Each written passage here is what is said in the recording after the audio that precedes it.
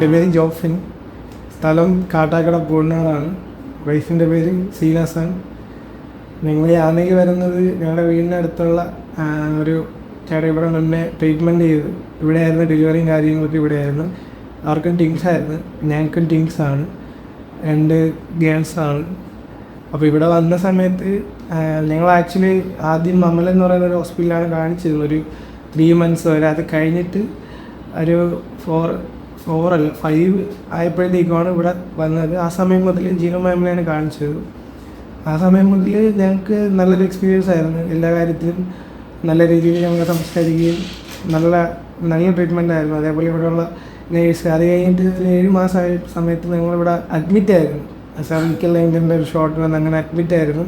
ആ സമയത്ത് 1 മാസത്തോളം ഇവിടെ കിടന്നു. ആ സമയത്ത് നല്ല എക്സ്പീരിയൻസ് ആയിരുന്നു.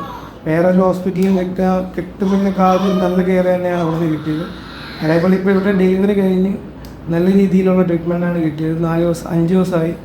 എല്ലാവരും നല്ല രീതിയിൽ ബേബീസിനെ കെയർ ചെയ്ത് എല്ലാ സിസ്റ്റേഴ്സും ഞങ്ങളോട് നല്ല സപ്പോർട്ടായിട്ട് നല്ല രീതിയിൽ എല്ലാ കാര്യങ്ങളും പറഞ്ഞു. ഇന്ന് ഡിസ്ചാർജ് ആയാണ്. നല്ലൊരു എക്സ്പീരിയൻസ് ആയിരുന്നു.